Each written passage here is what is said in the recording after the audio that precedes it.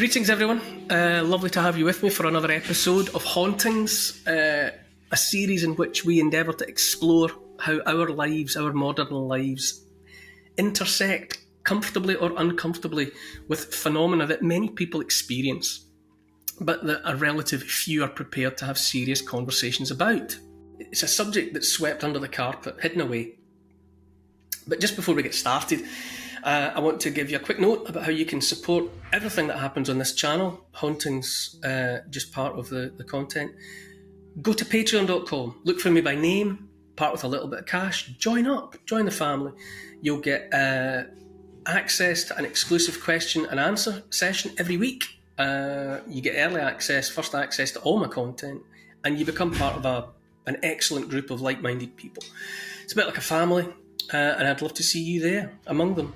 The link is in the notes below. It's on my website too, which is neiloliver.com. Okay, time to pick up a burden, a necessary burden, and take it with us.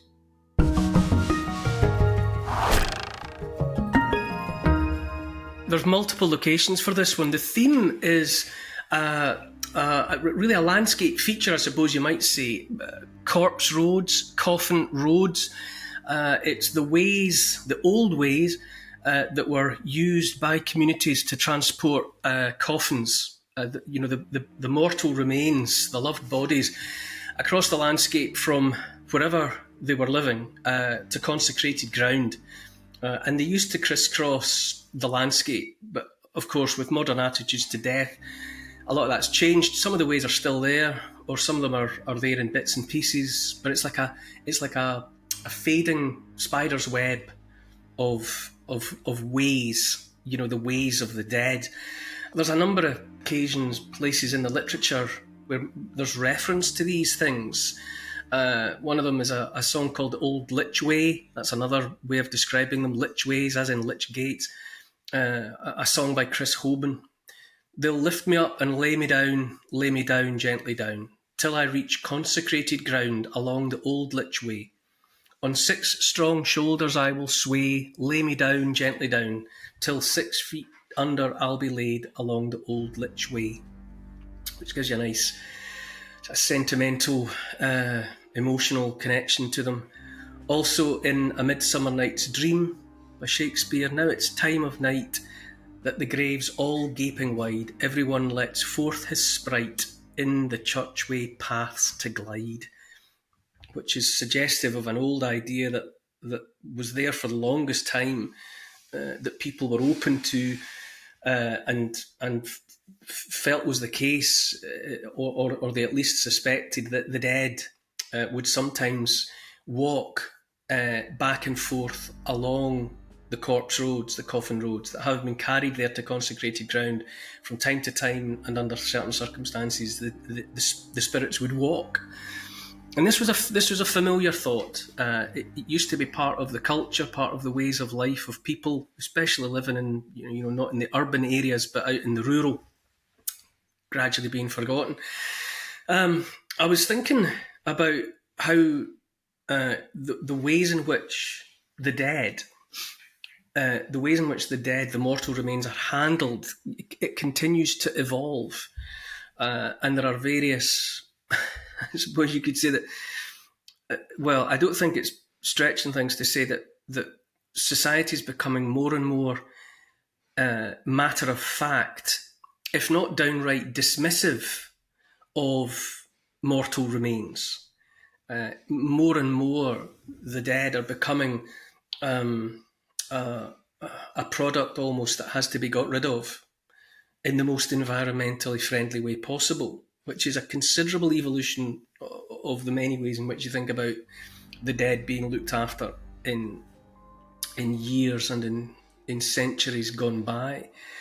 In 2019, a former director of public health for the northwest of England, that's one of those sort of council posts, he suggested, and it got coverage in the national press, which is where I saw it, he suggested that the dead, the nation's dead, your mum, my mum, your dad, my dad, whatever, might be laid to rest alongside motorways and alongside railway lines and alongside public footpaths. His name, the guy, was Professor John Ashton, and he said that, well, in his opinion, that the time had come to find newer, more environmentally friendly ways to dispose of the mortal remains of the 500,000 or so, 500,000 or so people die in England and Wales. So that's not taking into account Scotland and the island of Ireland, but 500,000 people die in England and Wales every year. And space must be found for them, or something must be done with those bodies. And so, whatever your emotional reaction is to that, he nonetheless proposed what he called green burial corridors that could be planted with trees. That there would be one tree planted for each of the dead. So that'd be 500,000 trees a year. So in terms of carbon capture, let's say, planting of trees, I would say, is a better idea than the various carbon capture machines that are touted as solutions for this, that, and the next thing. But it's also undeniably hard to contemplate in many ways. The idea of bodies laid along motorways is a hard one, I would say, and along railway lines is a hard one, because anyone who uses motorways and railways knows that they're strewn with litter. The idea of the last resting place of loved ones, being, periodically scattered with, takeaway boxes and, empty lemonade bottles and the rest of the stuff that people fling from their cars as they barrel merrily along from A to B. These are not parts of the landscape that are treated with much in the way of respect. And so, by association, would you really want your loved one laying down in places, in parts of the landscape that are treated in such a, dismissive, disrespectful way? It's a talking point. But I read about that at the time that I was writing the book, and I thought it was a funny, not funny, funny, peculiar, maybe, different new spin on the ancient tradition of the coffin roads. Burying them beside the road as an alternative to just using the roads to transport them to consecrated ground. And the old ways were altogether different. There were various names: Byre roads, Corks roads, Church ways, Lych Ways.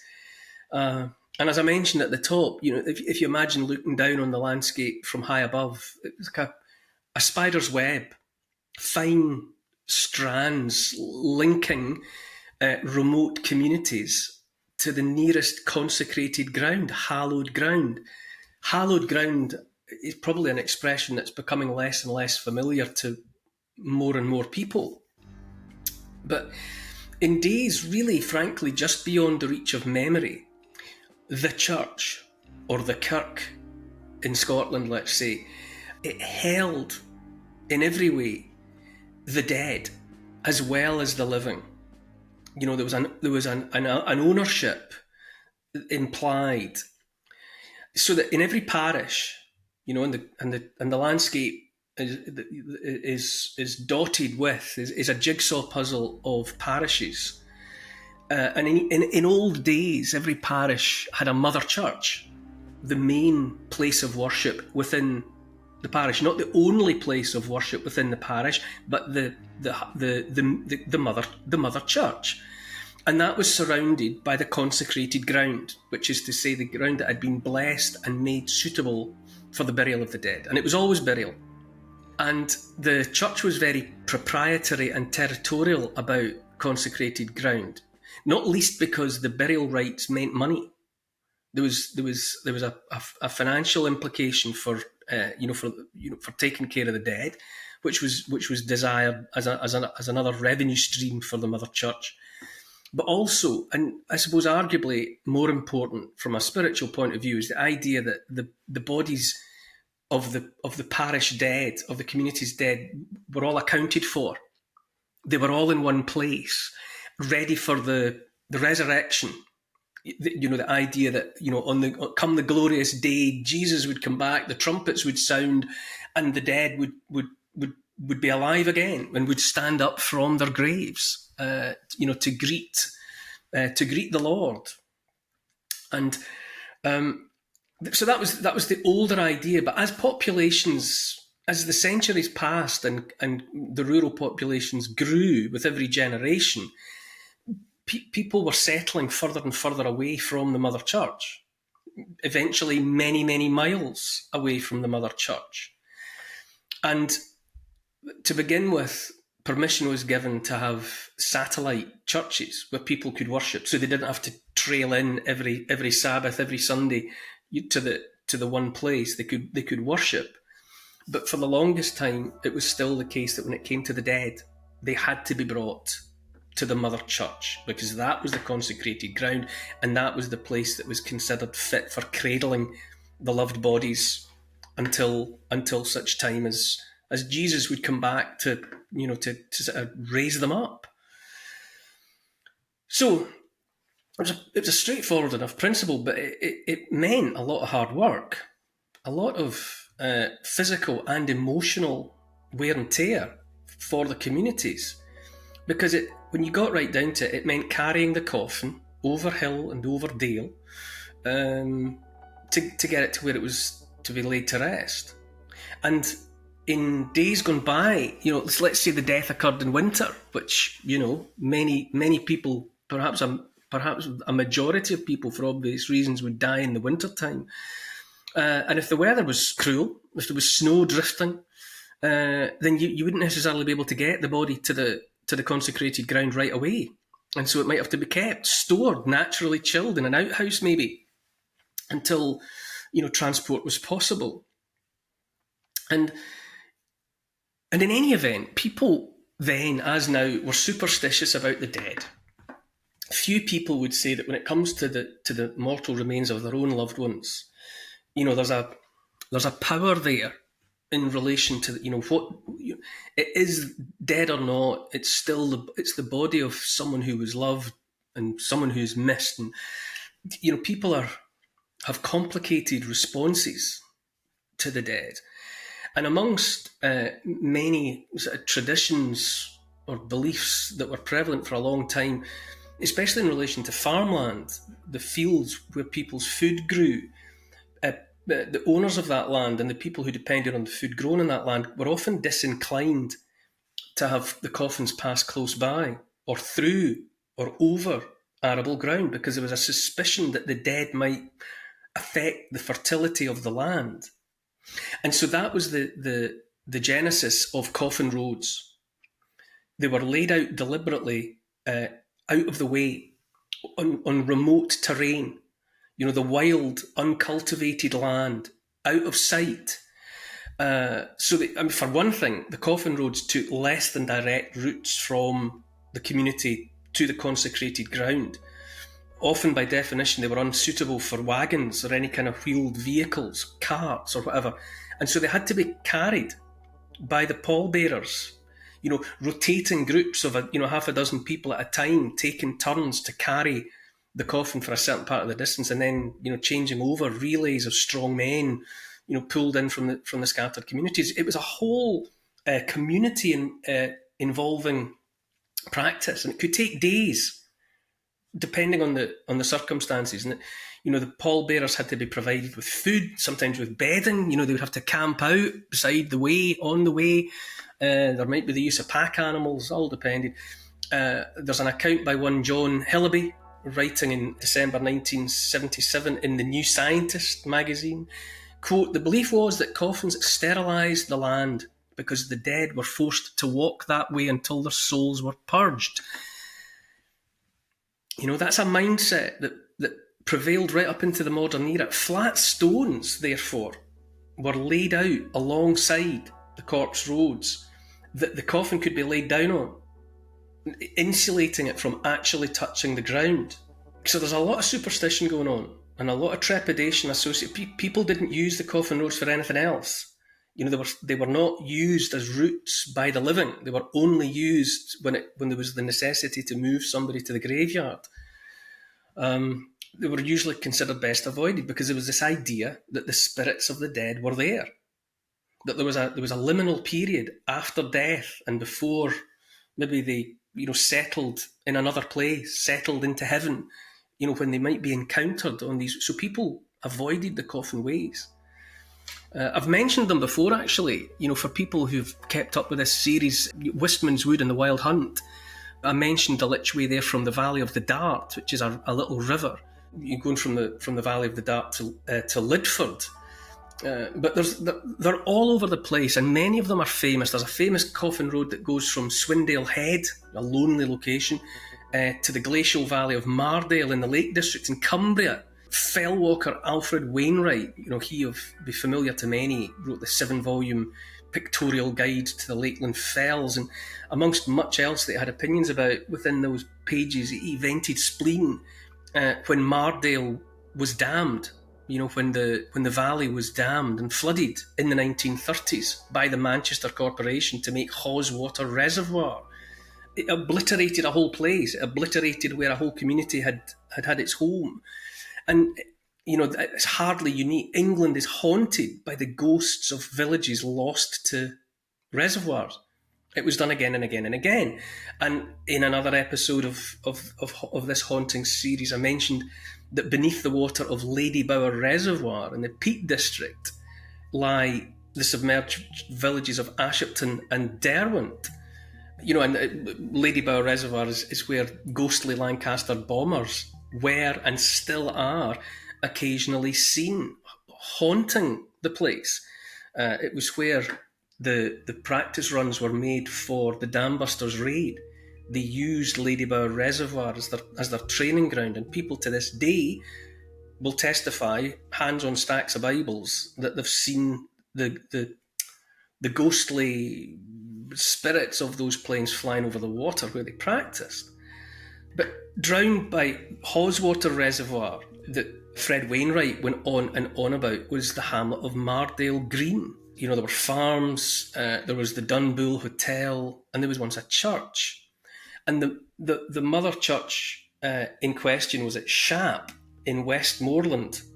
But this place, Mardale Green, was in its pomp, was big enough for 75 worshippers. So it's a considerable church for a rural community.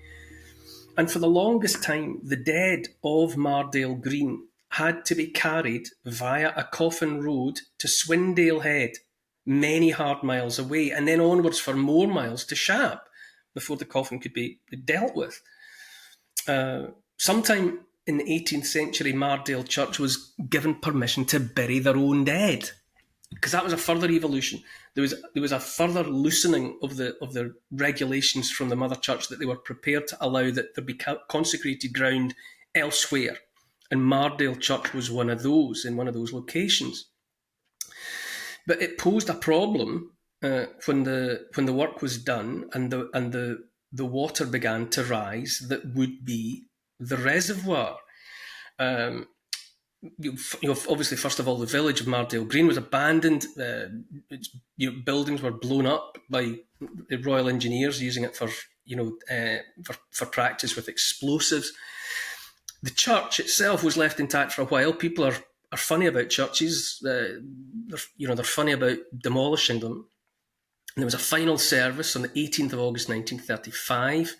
72 people, so almost a capacity crowd, gathered to hear the Bishop of Carlisle bless the place one last time, and 1,000 more people listened outside. What was going on inside the church was broadcast on loudspeakers. 1,000 people, can you imagine? That was the significance. That's how much it mattered to people. It's a rural location, and 1,000 people gathered to hear this. And then the church was taken apart, stone by stone. Some of it was incorporated within the dam of the reservoir, and 92 graves in the churchyard were reopened, and the remains, the coffins, exhumed and taken to Shap. They were not to be, flooded. They were not to end up underneath the water, and so they were moved to Shap. And so, after all those years and all those funerals, the mother church, in the traditional way, gathered them in once and for all. They were finally there. And as I say, the coffin roads are everywhere.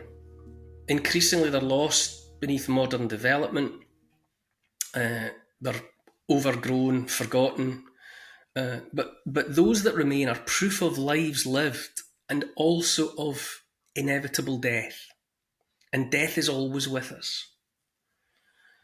And again, I say there was a time when death was handled very, very differently, and the loved bodies were treated very, very differently. I mean, I mentioned it just while I'm on this when I mentioned that, that idea about laying the dead beside motorways and beside railway lines and whatever. Even more recently, I've read about disposal of the dead by dissolving. That rather than cremation and fire, there are places that offer dissolving of your loved one's body in an alkaline solution. The body's put in a kind of a pressure cooker with a very alkaline pH 14 or something solution that dissolves the flesh. All the soft tissue comes off the body, and it comes down into liquid with the colour of stewed tea, apparently, and that goes down the drain. Believe it or believe it not, that just goes into the drain network, and then of course is processed along with everything else that goes down the drain. And the skeleton that's left behind is ground down into powder, and you get that in an urn, like people would traditionally get, the ashes from a cremation. They get the powder, and they can do with that whatever they want. They can keep it on the mantelpiece, or they can scatter it in the way that people scatter ashes. And I don't. It's up to you how you feel about that. I mean, to me, there's a lot of rationalising has to go on before you would contemplate the idea of effectively flushing a loved one down the drain. But that's another alternative, and it's very, very different from the way things used to be. Obviously, the technology wasn't there for a start. But I don't know. It's a very personal thing how you think about that. More and more last breaths are exhaled in hospitals or in homes where the elderly are parked, increasingly care homes. And it used to be very different. Now bodies are prepared for funerals by strangers. Undertakers do it. Of course they do, and have done for a long time. And you see increasingly, I see it on television adverts more and more. That offer low price, no strings cremation, and more and more it's about no fuss, no inconvenience for the living. It's a different way of death, and those modern approaches to death are there side by side, as it were, with the old ways, the Lych Ways, the Byre roads, the Cork roads, and those that are still there. You can still find them, you can still walk them, and in the imagination, at least, there's the muffled reminders of a time long ago when the dead were dealt with by their families from cradle to grave, helpless on the way in, helpless on the way out, but always held and cared for by people who knew them and loved them. That was the way. People used to wash their own dead, used to dress their own dead. There'd be people would be invited to come and visit with the dead in their beds, hairbrushed, blankets neat and tidy. People would sit around the dead, spend time with them, spend time with the grieving family. It's such a contrast. Also in Cumbria, I mean, you tend to find the remnants of these things in the less populated areas where there are still upland ways, that you can get away from the madding crowd. It's in those locations that you'll sometimes stumble across the so-called coffin roads. And so in Cumbria, again, there's one from Rydal to Grasmere. Rydal Mount, the community was home to William Wordsworth from 1813 until 1850. He lived there during that period. And the tradition has it that his spirit returned to Rydal Mount after his death. It walked back along the coffin road, and it appeared in the corner of his sister Dorothy's bedroom. Sister Dorothy encountered him back in the old home at some point after he had died and been laid to rest. And you don't have to be superstitious necessarily to sense, an atmosphere on a coffin way. I've been on coffin ways. I've walked stretches of coffin roads, and there's something there. There's something that hangs in the branches of trees. There's a wistfulness, there's a sense of something. I think I've mentioned, but I'll say it again, that traditional folklore had it that the spirits walk. The spirits walk these roads. They're for the dead. And that another of the traditions was that the dead, or a spirit, will take the shortest path from its grave back home. Given the opportunity, it'll take a direct route. And for that reason, the coffin roads were made deliberately winding, because they're confined as well to the coffin road, the spirits. And so they were made as circuitous and uphill and down dale as they possibly could be. Coffins were traditionally carried so the corpse inside was feet first, because the tradition was that would make them less inclined to walk back. They were more kind of focused away from home than back towards it. There was an idea that spirits didn't like running water, wouldn't want to cross a river or a stream, and so the coffin roads, if possible, would make a point of fording shallows or going across a bridge on the way to the cemetery. But all of it was about trying to confine the wandering spirit to the road and making the road as inconvenient as possible to sort of deter the spirit from coming all the way back. And all of that meant that the roads were avoided by the living. There's a corpseway called the Swaledale Corpseway. It's in Yorkshire, and it links the village of Keld at the top of the valley with Grinton, wherein lies the consecrated ground of St Andrew's Church, 16 miles lower down. When the Church of St Mary the Virgin was built at Mooker in 1580, closer to Keld, that old coffin way fell into disuse. But you can still see the numerous coffin stones, these flat stones that were laid alongside so that the coffin could be rested without affecting in any way the ground. Anyone pausing by the coffin stone by the River Swale apparently is apt to glimpse a black headless dog, and if you do glimpse it, it's a portent of a death in the family to come. To keep the weight down, obviously people are carrying these coffins, and to keep the weight down, the tradition was for wicker coffins rather than wood. Wool was important to the local economy, and so laws were passed in the latter part of the 17th century to bar the use of newfangled fabrics for winding sheets. You were compelled to use wool because it was it was better for the local economy. And at Grinton Church there, a stone slab records a £5 fine that was paid by one Adam Barker as punishment for burying his daughter Anne wrapped in linen, one of the aforementioned newfangled fabrics. When word reached the authorities that he hadn't used local wool, he was fined a £5. And along the Swaledale Coffin Road and other coffin roads, you'll hear traditions, folklore that has it that the coffin stones speak to people walking past, that they speak with the voices of the dead that from time to time were laid upon them. There are reports of corpse candles, which are amorphous lights, yellow usually, sometimes blue, that are an emanation of the dead, and they're seen as an emanation of the dead as the dead wind their way back and forth along the coffin roads. So rather than appearing as shadowy versions of their former selves, they just appear as yellow or blue lights that float and follow the lines of the road. Sometimes the lights that are seen on the coffin roads are regarded not as spirits of the dead, but as portents of death itself, as warnings of death to come.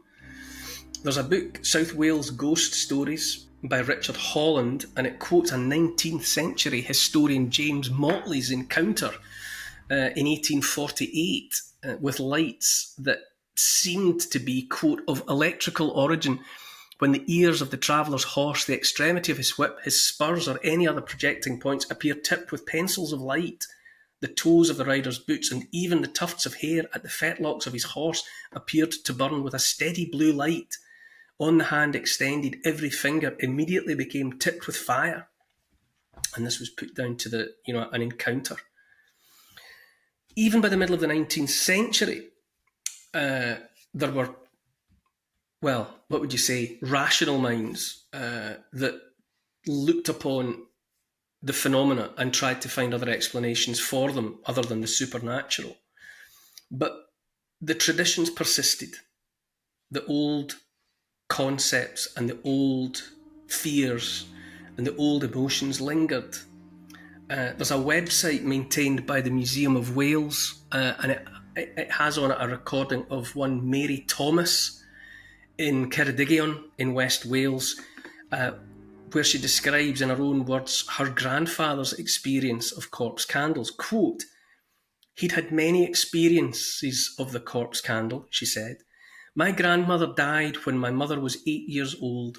She died of the diacad," which is an old word for tuberculosis. "She died of the diacad, as they called it in those days. There was no cure.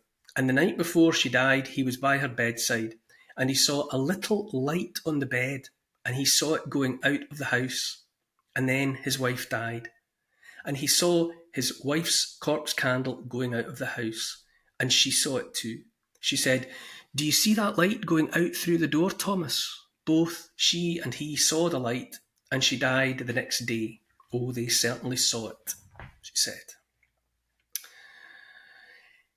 It's easy to dismiss all of that. As with everything else that I mention in these stories, corpse candles, headless dogs, talking stones.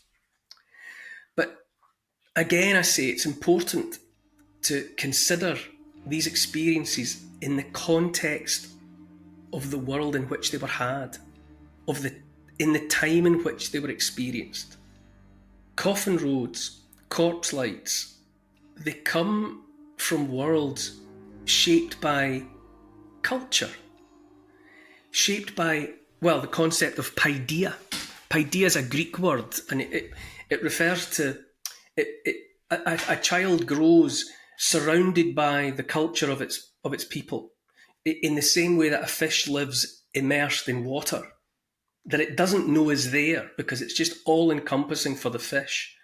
And so paideia, which is everything about your culture and the way of life of your people and your clan, you're within it. You live and you die within the paideia. And so if concepts like, the importance of coffin roads and the possible manifestation of corpse candles or corpse lights, if that's part of your paideia, then you will see it. You'll experience it. It's manifest phenomenon. It's there around you. And that which was real to the people who experienced it, or at least thought they did, is worthy of consideration for the evidence it provides of beliefs that were held, of lives that were lived. You can't, you shouldn't, you ought not to dismiss it out of hand. So the same way of thinking that prompted the suggestion of burying bodies alongside motorways and beside railway lines, it opens up the idea of the polluting nature of modern burial.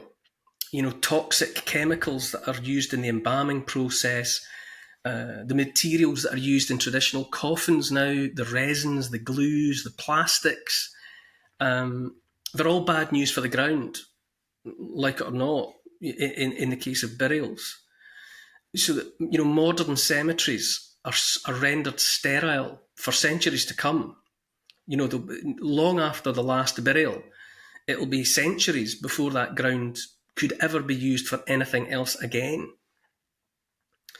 And, there's no getting away either from the temptation that a lot of people have to involve valuable resources in the funerals, in the coffins of their loved ones.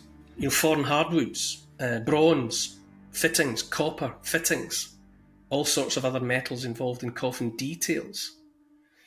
And, there's different ways of thinking about that. My parents both stipulated, let's just say the use of the most modest coffins available. My parents opted, while living, they made it clear that they wanted to be dispatched in the simplest coffins available, which manifest itself in the case in wicker and in cardboard, precisely because my parents were appalled at the idea of the expense and the waste of what they would have considered fancy coffins. But that flies in the face of older traditions, where once upon a time bodies were laid to rest with things of great value: swords for warriors, jewellery for wealthy women and wealthy men, gold, precious stones. All of it went into the ground, and it was supposed to stay there. And to do anything less would have been considered grossly disrespectful by those communities and those populations that acted that way. But just because we have traditions that clash with the traditions of the past doesn't necessarily make either right or wrong. It's just wrong to dismiss the realities of those to whom it meant everything. And so the world of the coffin roads and belief in corpse candles and homesick spirits making their way back and forth along these ways, that was real. That was real to the inhabitants. That was real to the people who lived those lives and who contemplated dying those deaths. What's that poem? Auden and McNeice. First to our ancestors who lie in barrows, or under nameless cairns on heathery hills, or where the seal swim crashes the island narrows, or in Jacobean tomb whose scrolls and skulls carry off death with an elegant inscription, the Latin phrasing that beguiles and dulls the bitter regret at the loved body's corruption, or those who merely share the prayer that is muttered for many sunk together in war's eruption. To all, clay-bound or chalk-bound, stiff or scattered, we leave the values of their periods, the things that seemed to them the things that mattered. The things that seemed to them the things that mattered. They mattered then to those people then. And so, in some ghostly way, they matter yet. But I digress. Scotland, that was not mentioned in that plan for burial alongside motorways and railways, has its own coffin roads. Of course, it does. One of the many that I've encountered over the years is on the tiny island of Iona, and it's the Way of the Dead, as it's called in Gaelic, and it goes from Martyrs Bay to the burial ground of Religoran, which is beside the Abbey, Iona Abbey. And it's a cobbled way, and again, it's reputed to be haunted by the spirits of the dead who were once carried along it, and are glimpsed from time to time to this day by many people. Years ago, I visited the tiny island of Scarp. It's off the west coast of Harris, which is itself off of Scotland's west coast. It's a tiny scrap of a thing, 3 miles across, and it's separated from the bigger island of Harris by a half a mile stretch of, it is the Atlantic Ocean, and it's called the Sound of Scarp. And I was rowed out to it by an old fisherman who took me across to visit the place, and it was home for a handful of families really who eked a living until 1971, when the last of them were evacuated to Harris because life had just got too hard and the modern world beckoned, and so the last of the people who were still living on Scarp moved away from it, so that it's empty now. It's been abandoned since then. There are houses in various states of decay. Some of them have actually been purchased and repurposed as holiday homes, so that they're very occasionally inhabited by people whose idea of a holiday is to get as far from the madding crowd as they can. While I was there, local legend has it that the Moody Blues stayed in one of those repurposed houses, and while there they came up with Nights in White Satin. Believe it or believe it not. But also above, on high ground above the houses, there's a knoll, and there is a cemetery, so that the dead were buried on the high ground that looked down over the community. And there are gravestones still visible untended though they are, the grass grown long, cropped occasionally by sheep. There's a couple of gravestones of the familiar Portland stone, because they have been put there by the Commonwealth War Graves Commission, because they're the graves of war dead. One of them's to Donald McLennan, nicknamed Fair Donald. Everyone had nicknames up there because everyone had the same name. There were more Donalds than you could poke a stick at, so they had to find ways of differentiating them. So this guy was called Fair Donald because he was, blonde haired. He was 44 when he died, according to his stone. He died on the 15th of November 1918. And nearby, as if to make the point, is Donald John McLennan.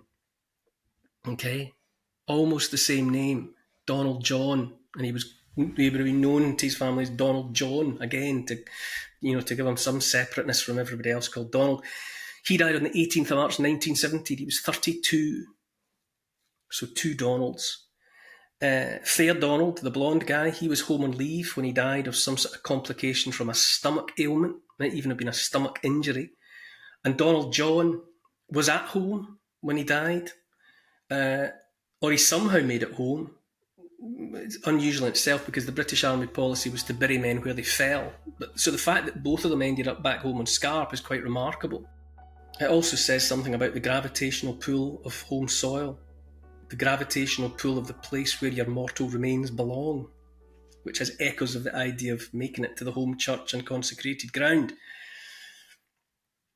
There's a Scottish tradition, or it might be Celtic, if you believe in the existence of things Celtic, but there's a tradition that insists on burial as far west as you can get. That wherever you die, you want to be buried as far west as you can go, because it's closer to the setting sun.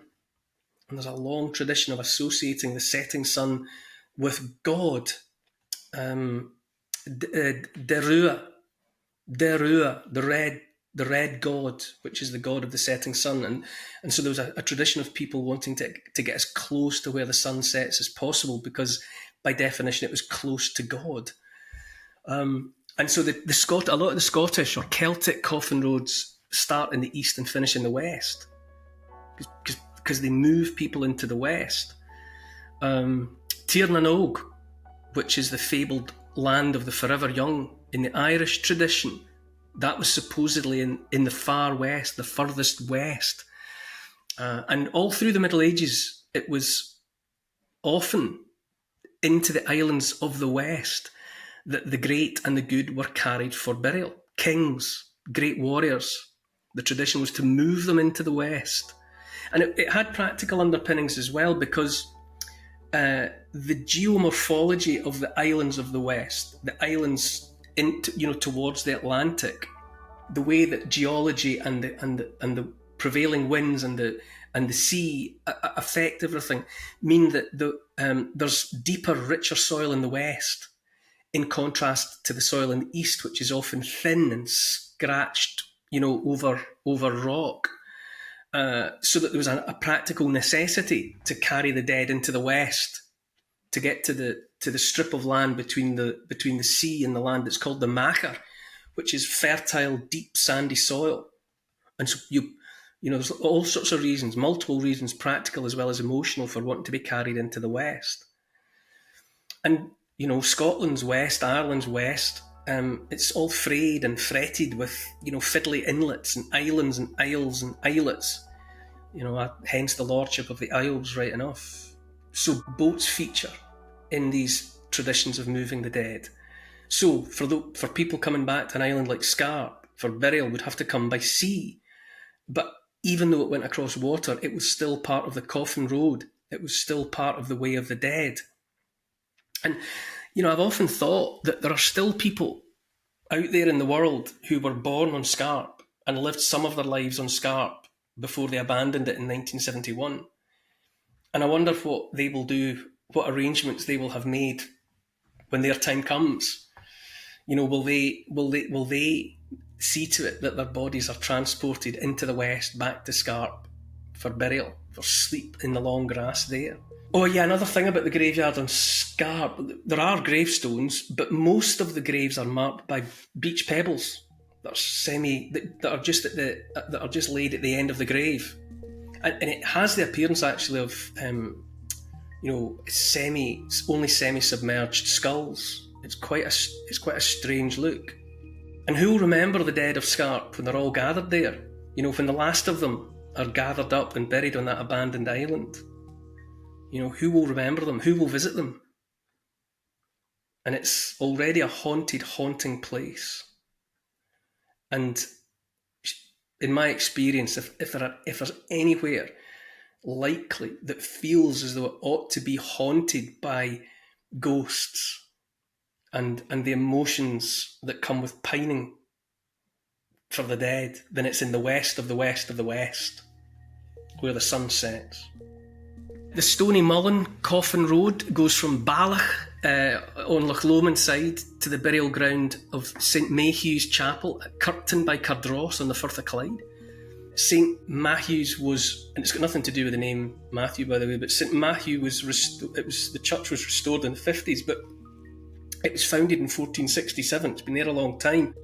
And another coffin road in that vicinity to the same church was used by Clan MacFarlane of Aracher, and their mother church was at Luss, and the chiefs and those that in whatever way warranted the effort were carried along the String Road, which was the name of the Court Road, over the pass to Invergroyn at Glen Douglas, and then on to the churchyard at Loch Lomond. And before they left Upper Glen Luss for the final stretch to the churchyard, the clansmen would leave their weapons behind. They would park their weapons because they preferred to confront the Almighty unarmed. Another way was at Kilcreggan via Portkill to Roseneath churchyard. And that those tracks remain, in memory at least, if not still in fact, linking places unfamiliar and unknown to all but a relative handful, is testament to how long they mattered, which is to say for centuries. Hilaire Belloc, who I've mentioned before, was right to say that the road, the way, including those roads taken by the dead, are the oldest and most venerable of our ancestors' creations. Quote, the greatest and most original of the spells which we inherit from the earliest pioneers of our race, the most imperative and the first of our necessities. Before we were quite men, we knew it. It's the road. It's the way. It's the ways that link somewhere to elsewhere, that have the deepest roots. So while elsewhere in the UK it was flat stones that were set beside the coffin roads, to keep the coffins off the ground, in Scotland it was cairns that were raised up for the same purpose, piles of stone, and mourners following along with the funeral party would be in the tradition of laying extra stones onto the cairn as marks of respect as they passed by. Peace to your soul and a stone to your cairn was an old line. And as is true elsewhere, there are innumerable stories about hauntings on the Scottish coffin roads. Just as the Bran seer saw with his second sight the end of the Seaforth line, he saw the butcher's yard of Culloden Moor, so others with that fabled second sight witnessed ghostly processions on the ways of the dead. It was a recurrent experience for those gifted or cursed, depending on your point of view, with that sense of other, that sense of something strange. These were amongst the most common of their experiences, was to see spirits on the coffin roads. And whenever they did, such an experience was always taken as a forewarning of deaths and funerals to come. There's so much strangeness associated with these places. On Harris, a coffin road provided passage on foot from Loch Arrig and the bays of Harris on the east to the deep soils of the Macher of the west, and therefore to the cemeteries at Luscantire and Scarista. And on one occasion, a funeral party was carrying its coffin across the moorland inland past lochs, shining dark like Japanese lacquer, headed towards the cemetery at Luscantire when they heard a noise, a knocking from the coffin. And when they opened it, the woman inside was alive and well and carried, about turn everybody, and carried back, still in her coffin, to a family who would soon believe in miracles. So it's all about the coffin roads and the way in which modern approaches to death sit uncomfortably side by side with the older traditions. It's all about life and death travelling side by side.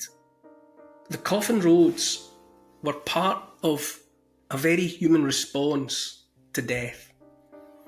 Death was closer to them. Death was a regular experience. Handling the dead was a regular experience. And the coffin roads were part of facing up to the constant presence of death. Death was not necessarily the enemy. It was just a fellow traveller. And our species were more familiar with death once, and not so long ago. And only just beyond the reach of memory, it was the duty of a newlywed bride, as soon as possible after the wedding, to prepare 2 winding sheets, one for her husband and one for herself.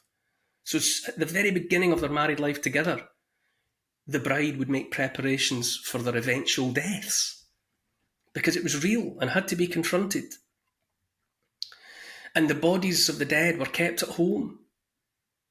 They weren't taken away to chapels of rest and the rest of it. They were kept at home until the grave was ready. And they were washed and dressed by the family, and their hair was brushed. And they would lie in bed, or they would lie in an open casket in a room ready for mourners. And the final journey along the coffin road served as an arduous distraction from the grief. It was something to do. Rather than sitting about, there were things to be done. And the transport of the loved body in its coffin along the coffin road was one of those things that had to be done. And it meant that there was a communion between the living and the dead and the landscape. They were literally and metaphorically within the landscape, from which all had come and to which each would return in time. So, ghosts, as people experience them, are lesions on the flesh of the living. They're with us. And I can't put it more simply, really. We need ghosts just as we need death.